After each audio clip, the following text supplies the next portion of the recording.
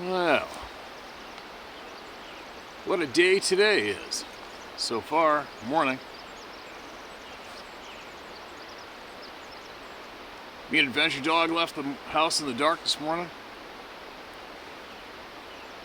And then tried to go fishing, but there's just so much water. There wasn't even any gravel bar left where she normally lays down and watches me fish. It's good to get out. So, right now I'm on the back side and above that forest that I was in the other day.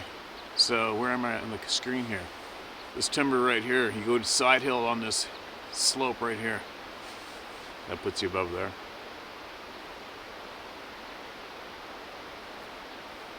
Then we went down an old logging road I'd never been down before, trying to wind in behind that mountain towards the ocean. It's almost getting kind of spooky, you know, those roads where you're going down and it's like, oh man, if we break down here, it's gonna really suck, because there's no sign of anyone driving down there for a long time. Then it just stopped raining. It came down this old deactivated road. Thought, what the hell? Maybe I'll throw the camera up and have a little bullshit session, maybe. Found out my dad died. Dad died. And a few days ago. Then I found out yesterday he killed himself. He took his life. Mental health. Mental health's a nasty thing, isn't it? It's a nasty thing. So many people suffer from it. So many. I wonder why.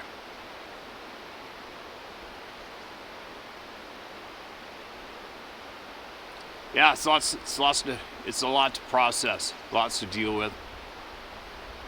I don't even know if I should be talking about this here or not. Maybe, you know what? I guess the theme of my existence in this is helping people, so why not? Why not?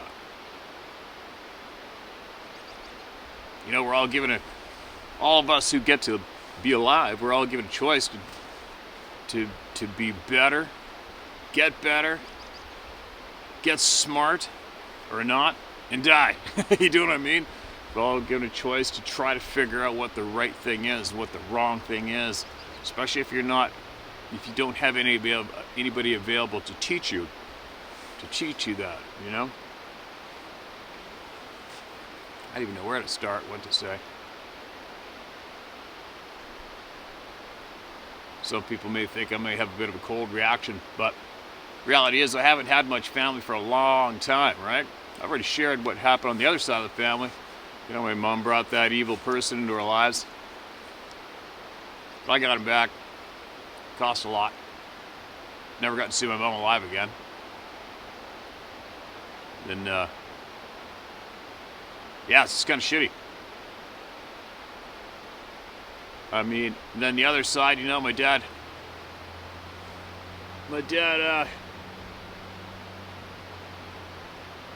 he moved the woman into the house with us. After that, I was going to try to, with the alcoholic that moved into our house, I remember that one time I was going to try to kill him with my hockey stick when I was a boy, because I thought he was going to hurt my sister. And then after that, my dad and the woman that he brought into our lives, they moved into the house I grew up in. Then they had a couple girls. Well, I thought they were my sisters. But then, just to give you an idea, I won't go into too much detail, but this one example will paint the picture, should paint it clearly for you guys, is one day they went out in the backyard and had a professional photographer come over and take family photos. But they didn't allow us to be in the photos. All right, so there you go. That's about all I need to share there. Then you spend the rest of your life, spend many years of trial and error trying to fit in somewhere and trying to figure out the right thing to do in life. And here I am. I survived. So,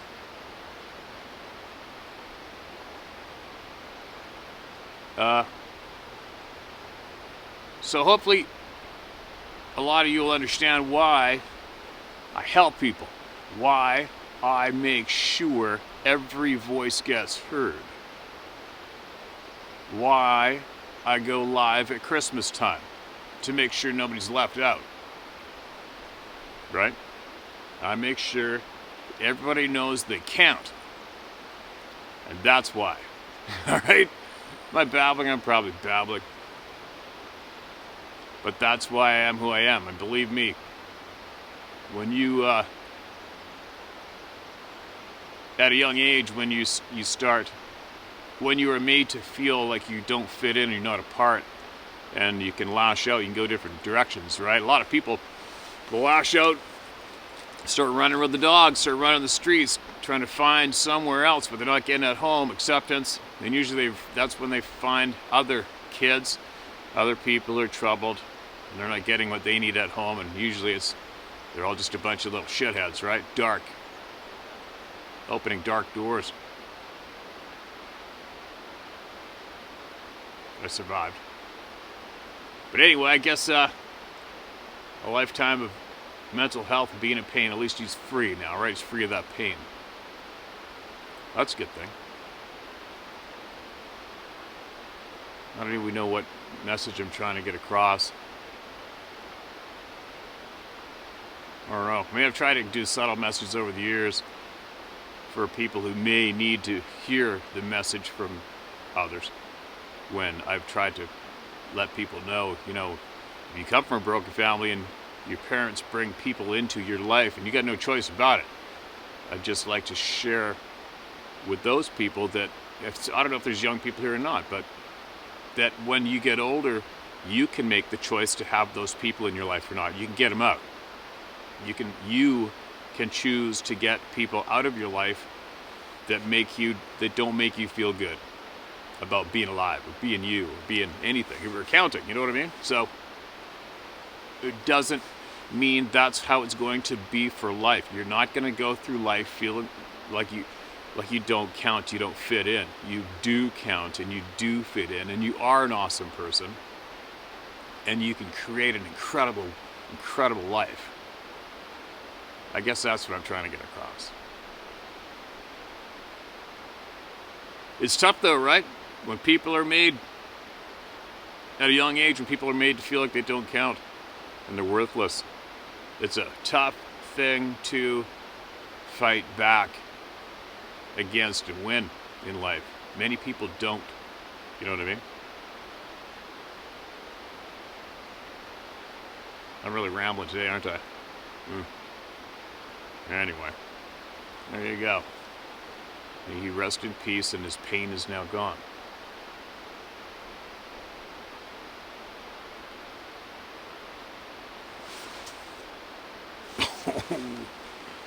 There's some rain coming. There's a lot of rain coming.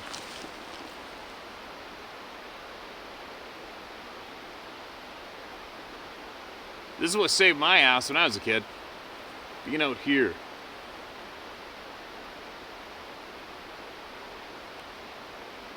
Like Sarah thought, we talked about yesterday, she thinks that possibly being outside in the real world since I was a kid is what saved my bacon. I think it's probably got a lot to do with it. Being in the real world, that's why I try to do it as much as I can. That's why I try to encourage people to do what you love to do no matter what, or you're the living dead, you know? But anyway, I better get moving. It is about to drop. The ocean is about to drop out of the sky. There's no way I can get any voices heard. So I'll continue on when I get home, and I'll make sure that a bunch of you get heard today when I get home. All right? Sucks being inside. I don't want to go inside. But I guess I gotta.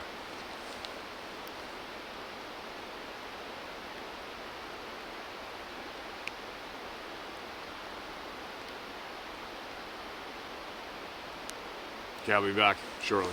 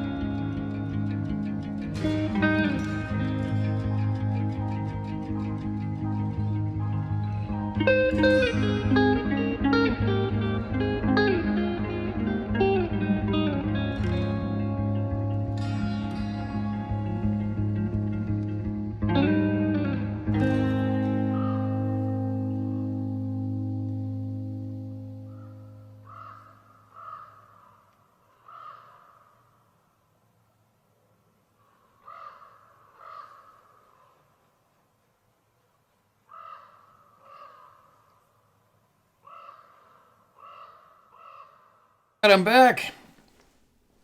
Ruby Dog, and I made it back.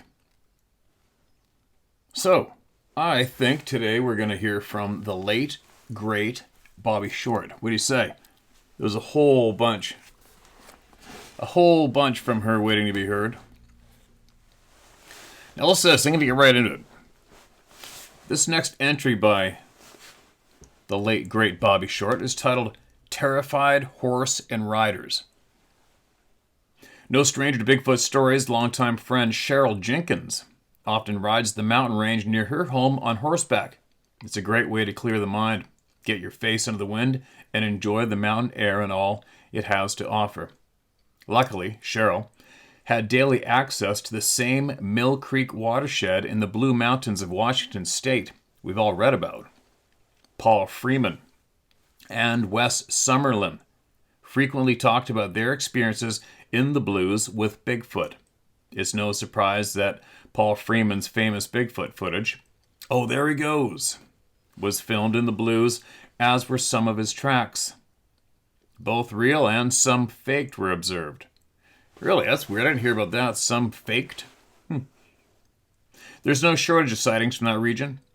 Master tracker Joel Hardin, who Rene DeHinden often bragged on, claiming he could track a mouse across a concrete floor, wrote a 20-page dissertation on his time in the Blue Mountains of Washington State. It is also worth noting here that Hardin was flown in by the U.S. Forestry Service to track footprints that have been reportedly found by Paul Freeman. His account is recorded in a lengthy 20-page chapter in Joel's 2009 book, Tracker, available through Joel in Clearwater, Idaho. The late Vance Orchard penned many an article about Bigfoot and horses in his newspaper column for The Times in nearby Walla Walla, Washington. And he wrote 2 books covering enthusiasts who found tracks up in the Blues. The list is long. Cheryl Jenkins is a seasoned horsewoman who has seen Bigfoot often in the Blues, but neither her horses nor mine ever reacted with the same wild terror other horsemen have. Yet all horses I've owned give off a well-defined physical signs when they catch scent of mountain lions, bear, coyotes, and wolves, etc. With an olfactory nose the length of equines have, they don't miss much, especially seasoned, trail-savvy horses. A horse will throw its head around loudly, snort the air with flared nostrils, buck wildly, jerk its head back, and dance around nervously. Some grumble with an audible snort upon detecting something unusual in the air. Some will stand and fight, and others will take off running in a panicked state. Occasionally, they will simply lower their head and buck violently. And once you come to know the horse, his behavior, and what it means, you pretty well figure out the exact stimuli the horse is experiencing. Agreed. There have been interesting conversations with equine veterinarians on the subject of scent reactions. One vet related that horses, like wolves and bears, react to the chemical gases in the air emitted from dead animals much more than they react to scent. A horse must be trained to carry anything dead, so violently opposed are they to the secreted gases from anything dead. Each dead, decaying animal carcass has its own unique stench. Packing dead bodies out of the mountains will generally take a special kind of horse. Mountain horses quickly learn scents at a young age by watching its mother and other horses. The equine ear is amazing. I remember a trail ride on the Grand Mesa over on Colorado's western slope, when my mount stopped abruptly and picked her ears forward and stared head high and fixed without moving.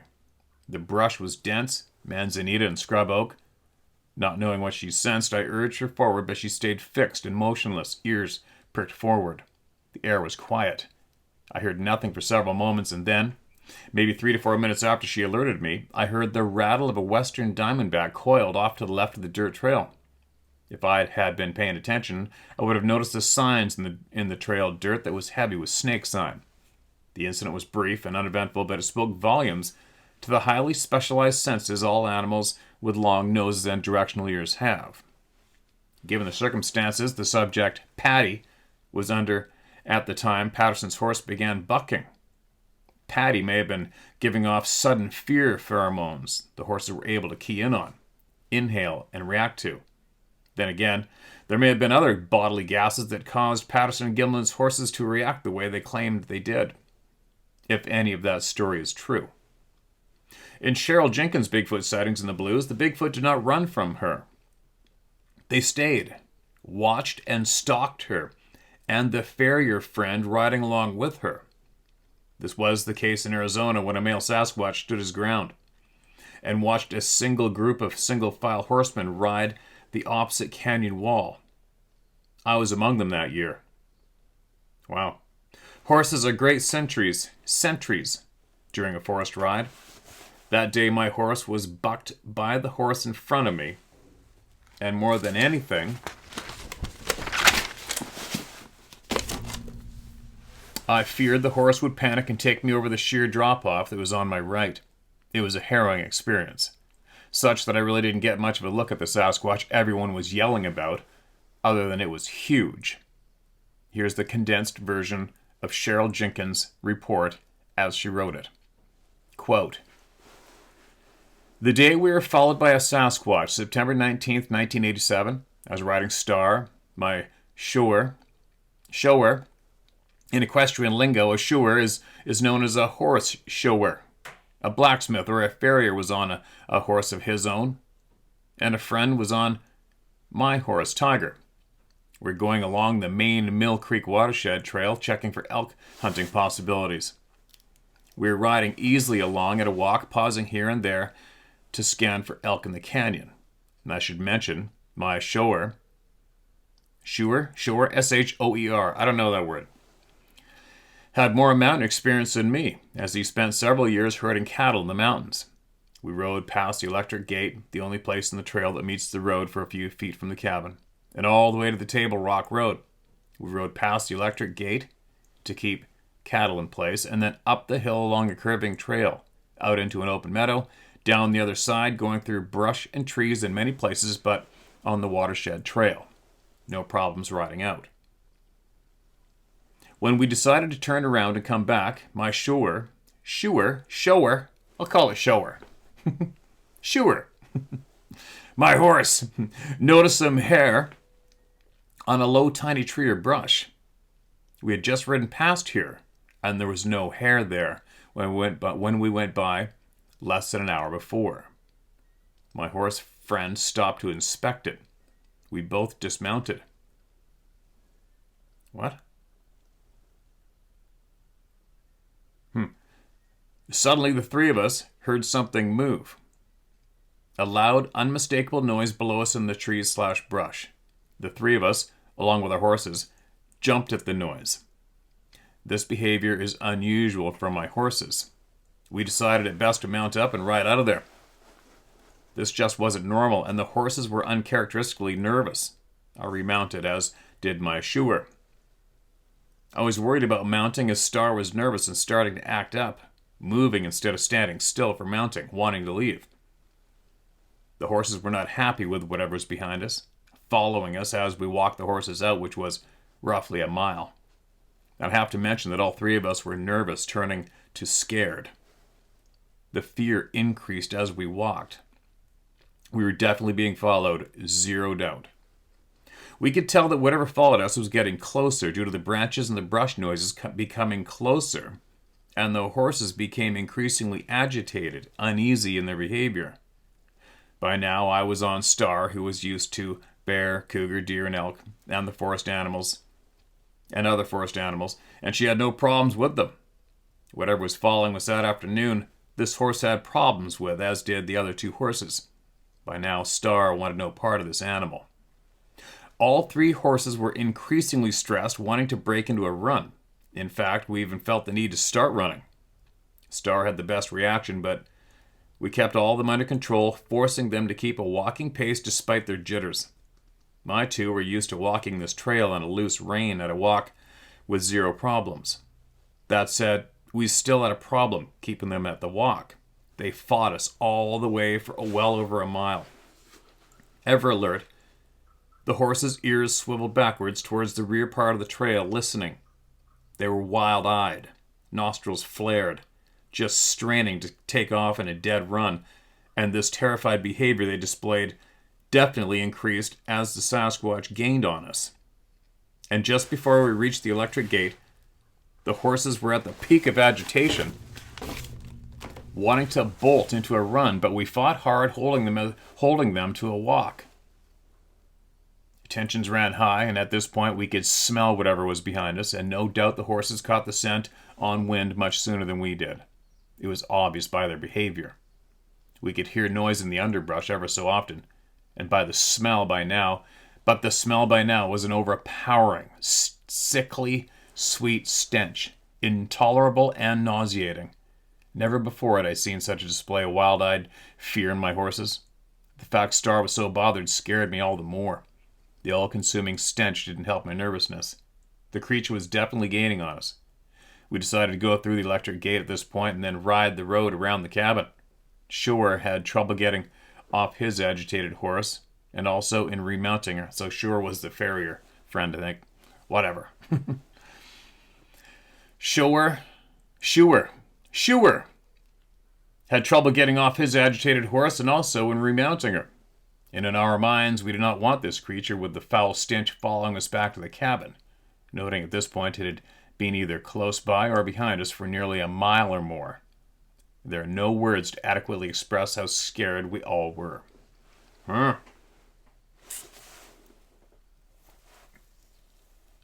What's this? Okay, I'm going to read this next one too, I think. But a quick note on the horses being trained in the gases.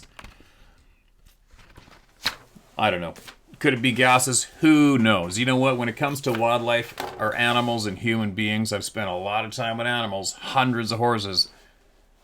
All we can do is speculate, unless you do extensive tens of thousands of dollars of studies maybe, where you've got gases in a container and scent of something else in another, you know what I mean?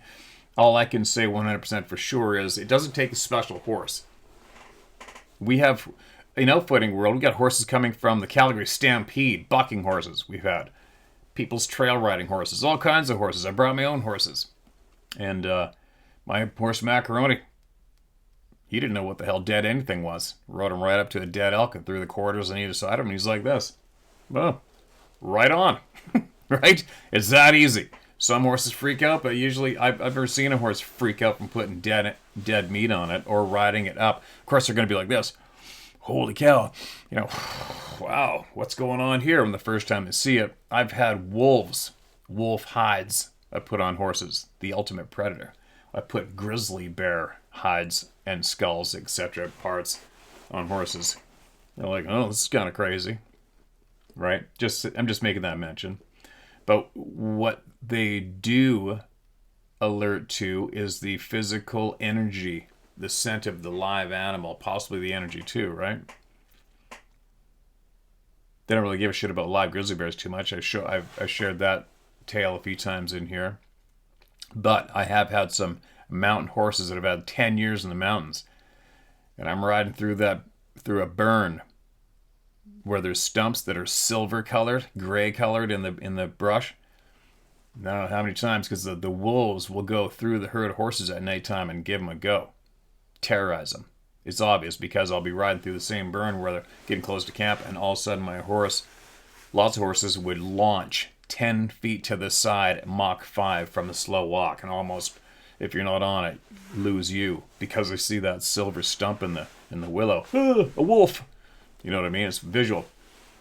But you're right. It's another thing too is you want to try, if you ever want to try to practice your stalking skills, try to sneak up on a horse. Let me know how you make out. It's pretty tough. Rural horses, that is. Now, Sasquatch and the horse stable is her next entry. This appears to be another story where a solitary Sasquatch found food, and when it was withheld from him, it destroyed the place. We have several case reports where people have consistently fed Sasquatch families, only to have the homestead torn to shreds when the owners move or die. In another instance, a Sasquatch family watched television through a big bay window, and when it was shut off at night, they howled continuously. To solve the problem and get some sleep, the cabin owners had to leave the television running all night long. The Sasquatch appeared to be short-tempered when things they grew accustomed to were taken away. Apparently that happened in the next story. Quote, "We maintain a working ranch in western Tennessee. In the stable we have 2 refrigerators, and in one of them my hands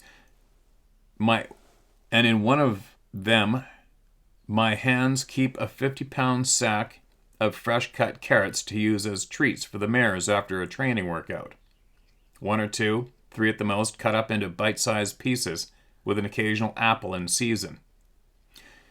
In going over my expenditures one evening, I noted how often these larger bags of carrots were being ordered, and called in the hands that had access to the carrots to quiz them about the use of so many bags of carrots.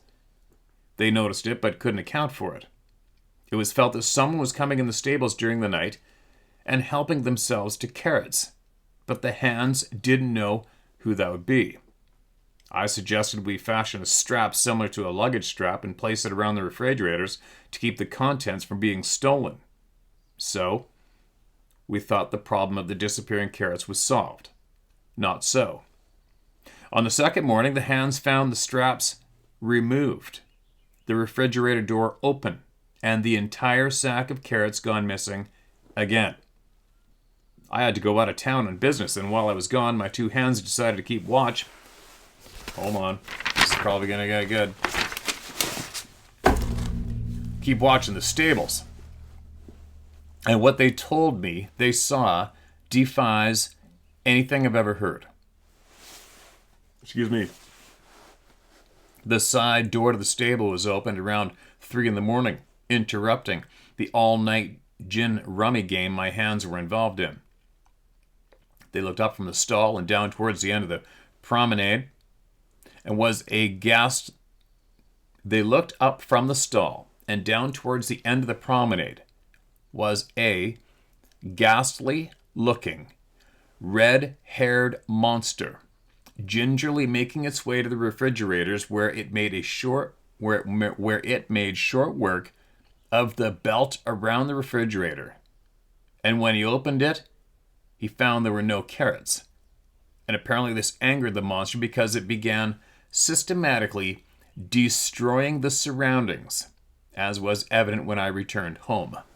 The side room where the refrigerators were was a shambles. Cupboards were down, and a wash sink was pulled from the wall. Insurance adjusters came and said it was the work of vandals. To answer your question, the door into the stables was a normal knob that requires turning it to enter. The belt around the refrigerator was torn apart by pressure, we figured. The refrigerator opens up like any refrigerator, and the monster knew how to operate all of them in order to gain access. This was not this monster's first rodeo. I figured he'd been in the stables many times before. It did no good to lock the outside door. I figured it would only be torn off its hinges. The hands used a dolly, and unplugging the refrigerators, placed both outside the door with doors wide open. I fully expected the fridge doors to be torn off the hinges, but so far, that has not happened. J. Broland, 1996. Whoa! I'm surprised there's still hands working at the place. Right? Who'd stick around there? Just seeing a red-haired monster. Pissed off, shredding the place. But anyway, I forgot to make a quick, another interesting mention. Yesterday, at home, side note, I look out the window, here comes some, I don't know what it was, SUV thing, right up my driveway, and I'm like, who the F is that? Right? Like, who's this? Dinner time again? And this vehicle pulls up, and it's a delivery. It's like, okay, it's a delivery. They're off the hook. Whoever it is. And 2 guys got out. And right away, one of them recognized me and Sarah and watches this channel. We've been watching this channel for like 5 years. So we had a little bit of a chit-chat. It's kind of funny. We didn't think of it until after when I said, Sarah's like, remember when you told everybody if a stranger shows up and not leaving on their feet? I'm like, yeah, well, that's in a different scenario. This guy was actually bringing a delivery to the house. And actually, you know what it was? It was a box of all of her stickers. She just replenished all of her stickers for her store. Anyway, so we're talking away, and the man said he had grown up at Scott's Falls. Scott's Falls, you can look that up. It's up the Cowichan River, a little over halfway up, I think. And I used to drift fish the Cowichan River for steelhead years ago. And he said he grew up there, and right away I knew he'd seen one, just telling me where he was. And he explained where he lived exactly. He said one time just sitting there in the window having his morning coffee, and he glanced over, and here's this hairy thing just walking right by. Just like that. Then he said he sort of sat there to himself with his coffee thinking, did that just happen? Right? And he said also, so I guess these guys moved here, living here now in the town I'm in. They said they're at the rec center, sitting in the hot tub the other day. And there's a few native guys in the hot tub too. And all of a sudden one guy started talking about Sasquatch. And next thing you know, they're all talking about Sasquatch and what they've seen. How common it is, right? How common it is. And we had a little bit of a chit chat. Good guys. And I made the comment, sometimes I wonder, here we are, we're human beings, and we're trying to find out the secrets and the origin and everything about another type of person when we don't even know our own frickin' truth yet. Isn't that kind of funny? It's like, okay, wait a minute. I just had that sudden thought after chit chat. I was like, wait a minute. We can't even figure out our own shit. But meanwhile, we think we're going to try to successfully figure out the shit of these other people. Right? Tell me I'm wrong. You know what I mean? Just another angle looking at things. Here we are. And I know a lot of you are absolutely convinced you know our absolute truth in history. And it's a simple answer. I get it. But a lot of us need a little more. We need a little more. You know what I mean? That was a bit of a ramble-bamble. Carrying on.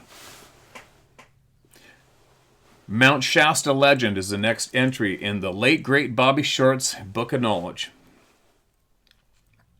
California's majestic 14,200-foot Mount Shasta has quite a record of strange sightings and a history of mummified 10-foot-tall giants discovered in a cave that sloped downward for 11 miles under Mount Shasta's prestigious peak. What? Shasta is second tallest to Mount Whitney at 14,505 feet in elevation, located in the Inyo National Forest east of California's Sequoia.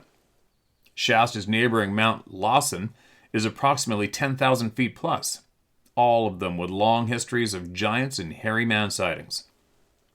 According to legend, J.C. Brown, a British gold prospector, located a series of tunnels under Mount Shasta in 1904. He was hired by the Lord Cowdray Mining Company to prospect the potential for Shasta's gold, and in the process discovered the entrance to the lava tubing that made up the 11 miles to the underground graveyard. 30 years later, and curious about the 10-foot-tall mummies, Brown told John Root about the giants, and together they gathered a team of 80 people who met at a pre-planned staging area in Stockton, California.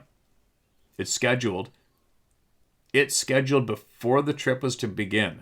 Oddly, Brown and Root never showed. A search party on Shasta was formed, but no trace of either man was ever found. And the men are still missing more than 100 years later.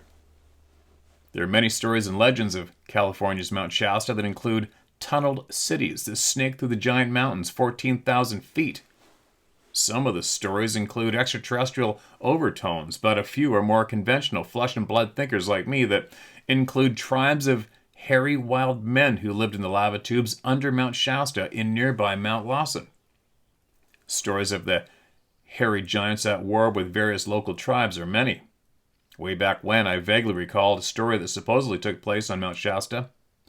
A group of prospectors turned miners were so harassed by a group of rock-throwing hairy men that they decided to load the cave's entrance with dynamite.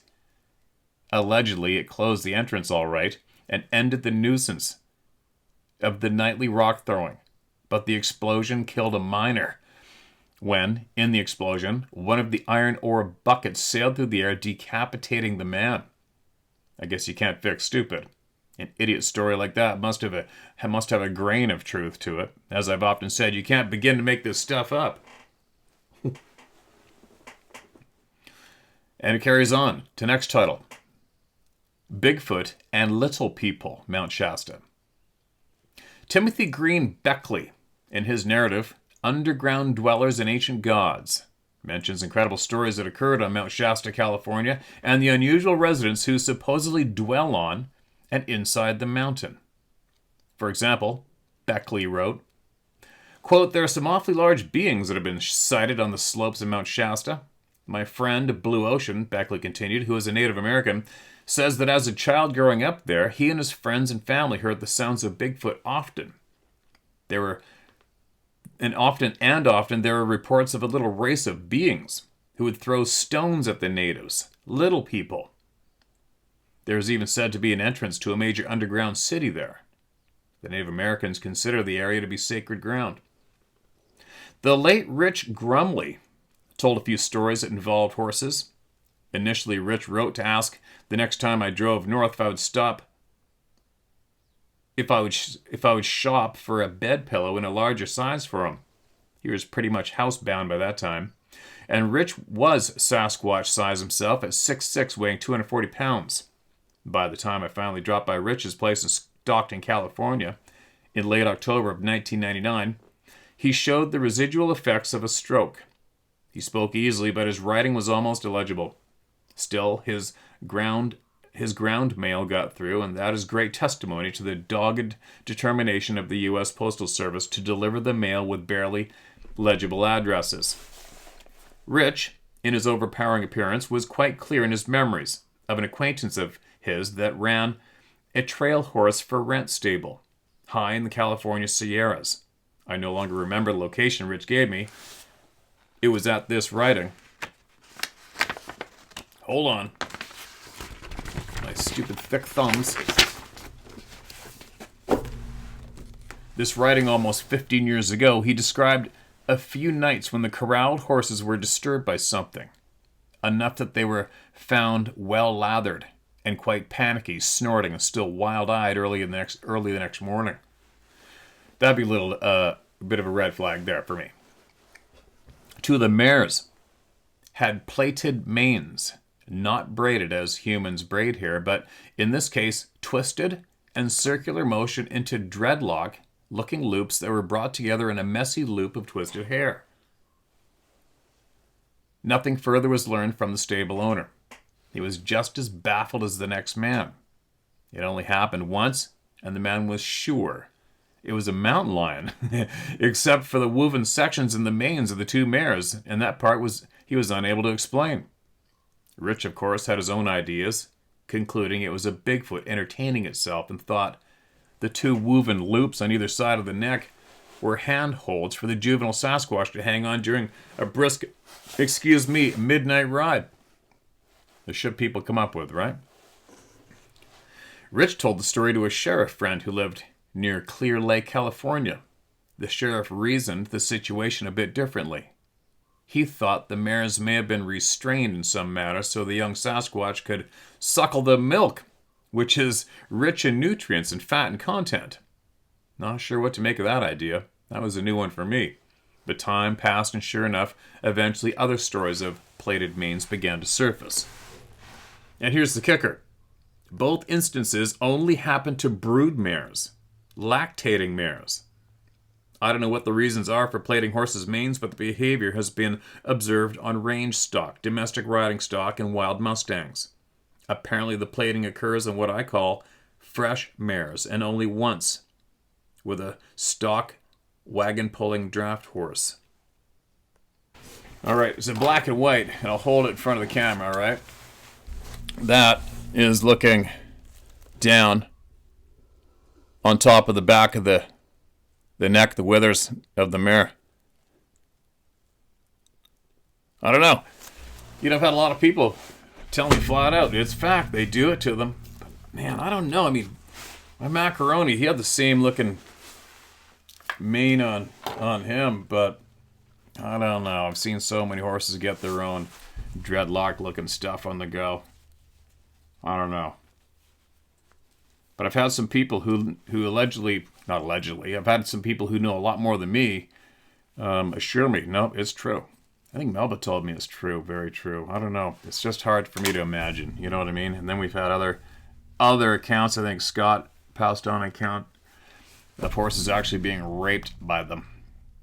Right? I know, sounds alarming, but you know what? I'm just not the guy to not say shit, right? Somebody's seen it. I wasn't there. I don't know. But if they've seen it and reported in, it's going to get shared, so you can take from it what you will or leave it, right? Same as me. I may be wrong. I don't know. I just have a tough time picturing any horse standing there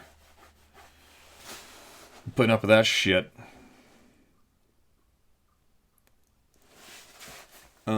Now, okay, I've moved along in the page to get to something that may be of more interest. Now, listen to this. Several cases from Montana were chronicled by Don Monroe along with photos of similar braiding techniques. Few cases are reported, and I think that may be because no association with the Sasquatch is apparent for the horse owner when they discovered the braiding. One case Monroe investigated occurred on a ranch that handled 138 horses. Of that number, 40 were found to have plaited or braided manes at one time or another. Woven into some of the strands were longer horse hairs from the coarser strands taken off or pulled from the tail, perhaps to strengthen the loop. Okay, now that's bizarre. Come on, piss off, phone. Sorry.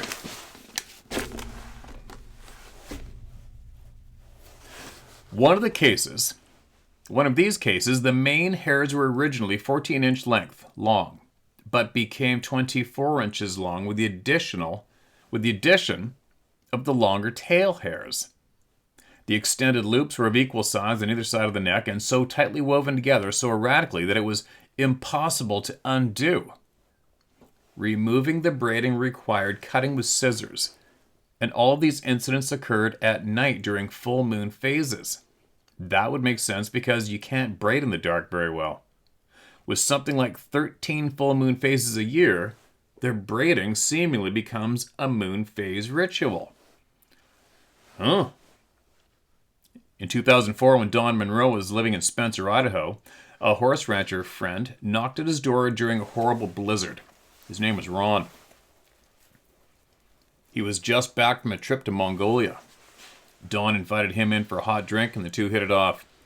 Story swapping began. The well-traveled Monroe showed his visitor Dmitry Bayanov's book, On the Trail of the Russian Snowman, and the photos of the Russian horses with plaited manes, and asked, "Have you ever seen anything like this happening in your horse stock, Ron?" Monroe asked his guest. Add Monroe's plaited mane photos. Ron replied that he had seen this phenomenon occur with his own horses a couple of times, but neither he nor his wife could understand the meaning or how it happened. That night, the stockman and Monroe brainstormed the reason for the braids, but no reasonable explanation was determined. It has been speculated that the looped braiding, coupled with the strength of an adult Sasquatch, made for an easy restraint, a source of entertainment. I cannot imagine any horse of mine standing still for such foolishness unless the horse was accustomed to having a Sasquatch around. On a horse's mane, where there is looped braid on either side of the neck, it could be the young Sasquatch rider. Either hangs onto the loop, steers the horse with the braided loops, or the adult leads the horse by the loops. There are reports of trail riders being watched or shadowed by a Bigfoot. The simpler explanation is probably they've watched us ride, and maybe they enjoy a horseback ride. The children, that is, because I cannot imagine a full-grown Sasquatch astride a common mare or gelding. Perhaps a Clydesdale, but I have no such reports from the breeders of Budweiser size equine. Equine. Whatever the reason for the plating, it's part of the growing mystery that surrounds Sasquatch behavior. I know, but then my brain says, well, who was the first person to see a Sasquatch person standing there braiding the mane of a horse? Or who was the person to find a horse tied to a pole or wherever in a stall with Sasquatch prints on either side of it and a braided mane? Do you know what I mean? There's a lot of... I'm not saying it's not happening. I'm just saying, as we all sit at the same coffee table, there's a lot of people out there that just give up Sasquatch is Bigfoot. You do what I mean? It's just like my knife. Well, obviously it was Bigfoot or Sasquatch. Why would you say that? There's no footprints. I didn't see a Sasquatch putting the knife in my backpack. Right? It's fair to say. Oh my God, there's braids in my horse's mane. It was done on a full moon night. It was Bigfoot. Had to be. Well, I need a little more. That's just me. That's just me. Thick Sasquatch tracks. Before I forget entirely about Rich Grumley, in his repertoire, he proudly showed me a pair of Sasquatch plaster of Paris track castings that he cast in 1972. Not so amazing in itself, but these casts measured out at 18 inches by 9 inches. Huge. From the casts themselves, it was apparent that the hairy man sunk up to 3.5 inches into the substrate. We speculated what the creature must have weighed. Both left and right tracks clearly showed 5 digits with an enormous big toe. Rich recalled that the stride was a full 6 feet in length and went on for more miles than Rich was willing to hike. As if the imagined massiveness of such a life form with feet that length wasn't enough to contemplate, the kicker was that his tracks were not found in deeply forested terrain, but in the open desert sand, 19 miles from Lancaster, California. My discussion with Rich was in 1999, October to be exact, and I mention this because in 2010, some 11 years later, Peter Guttilla, I probably pronounced that wrong, right? Guttilla. Guttilla? Whatilla? Guttilla. I must have nailed one of those versions. Scanned and sent me a copy of the Antelope Valley Ledger Gazette dated April 11th, 1973. As if to further authenticate Grumley's track find in the desert, the tracks were mentioned in the article. We don't usually see tracks set that deep or as wide as 9 inches. Rich recalled a story involving a shooting of a Bigfoot somewhere near the South Carolina border with Georgia. He said a farmer gunned the creature down because it was literally tearing the legs off his sheep. The corpse of the reddish-brown Bigfoot was taller than the bed of the farmer's truck. With the help of a backhoe, the body was buried under a pile of rocks on the outskirts of town. And I regret I did not get a source for that story from Rich. He was full of great stories, was talkative, amiable, good-honored, good-humored, and had a ton of people he called friends. I enjoyed my time with Rich. Even in poor health, he was positive and had an infectious laugh I can still hear when I think long and hard. Wow. How about that? Mention the desert, but I had a military guy talk to me on the sly. I don't know, I've never been to the Dakotas. Is it North Dakota or South Dakota? It's all flat plains. Military silo base out there, and they had tracks inside the fencing and outside. And they could not, for the life of them, figure out how this thing was even there when there's no cover. Where'd he come from? Where'd they come from? And why there? One more. More desert tracks. During a trip to North America, Evan Samuels, a wildlife photographer from the UK, was walking the desert in Borrego Springs, California, seeking to photograph a trail of Mojave Sidewinder rattlesnake tracks. He was in the company of a local herpetologist, and instead of finding Sidewinder imprints, the men told me they found barefooted tracks that came off an incline to the west near Hellhole Palms and traveled north through the roughest part of the cactus-infested desert, trailing off in the distance toward Coachella, California, an area known for its date growers, a delicious dessert fruit the Sasquatch might enjoy. The find occurred in September of 2007, and the temperature that day was in excess of 110 degrees. The desert floor was scorching hot. For me, the credibility of his claim was cinched when he described the left foot. It was crescent-shaped, and only the outside of that foot was impressed into the sand along with the two smaller digits. The other foot appeared normal, but no arc, appeared to be flat as a pancake. That's a common one. The data shows that the cripple tracks are often seen in casts, but rarely in my data in a desert setting. Very unusual. I asked if he happened to photograph the tracks, and he said no. Odd for a photographer, I thought. The men didn't measure either, and he wouldn't venture a guess, only to say that they were broad and flat. Samuels stated that once he figured out what must have made the tracks, he felt uncomfortable and wanted to get as far away from the desert as he could, and as fast as he could, due to the heat, the snakes, cactus, and now Bigfoot tracks. He called it a hellish day. Many people underestimate the desert in summer. Whew, all right, you know what? Obviously, it's easy to keep going. Okay, one more quick one. It's the very next one. It's titled Throwing People, ? It's only a paragraph. Not since Lake Worth, Texas, resident Charlie Buchanan's claim that he was picked up out of the flatbed of his truck and thrown to the ground by a Sasquatch in November of 1969. Have I heard another Throwing People report quite like this? However, in November 1969, have I heard another Throwing People report like this? However, in October 2011, veteran Bigfoot researcher Al Hackinson sent me an email stating he was contacted by a Native American woman who saw a man being thrown nearly 25 feet by an angry Bigfoot in Montana.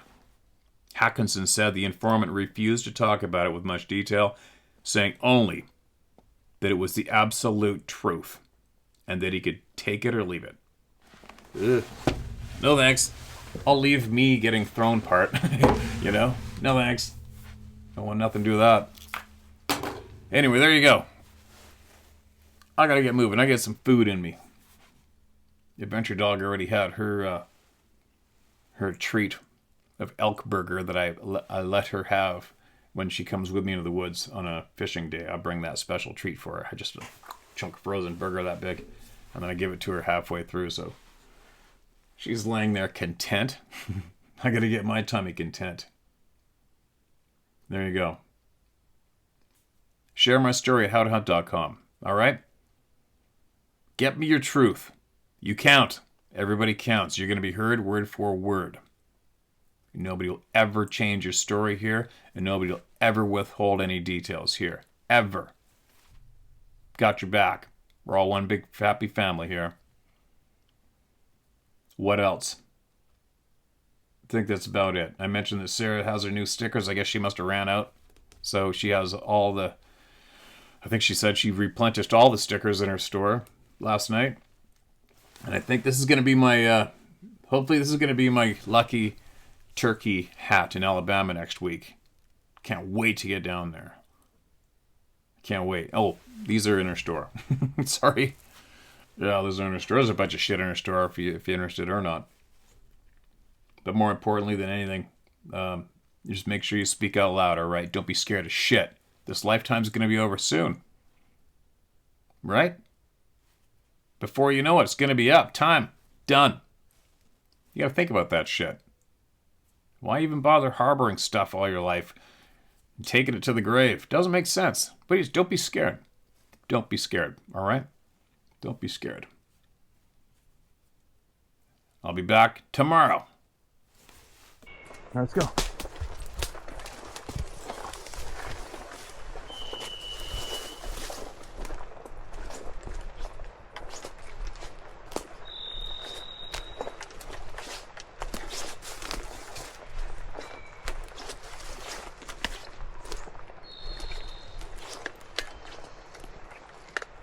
Come here. Hold on. Wait. Come here.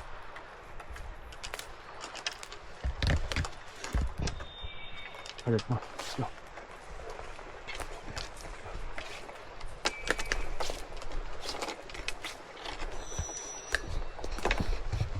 Bobs, come here. Come here. Good, come here. This way. That's it. This way. Ruby, this way.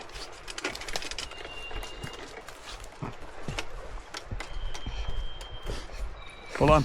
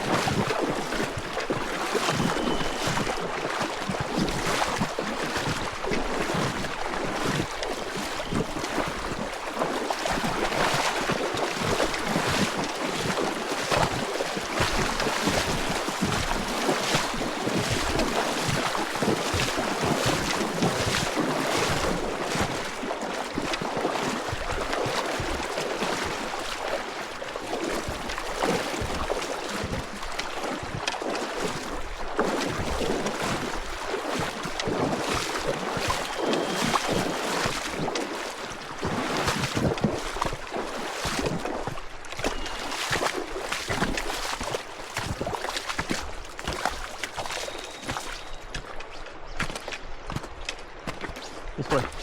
This way.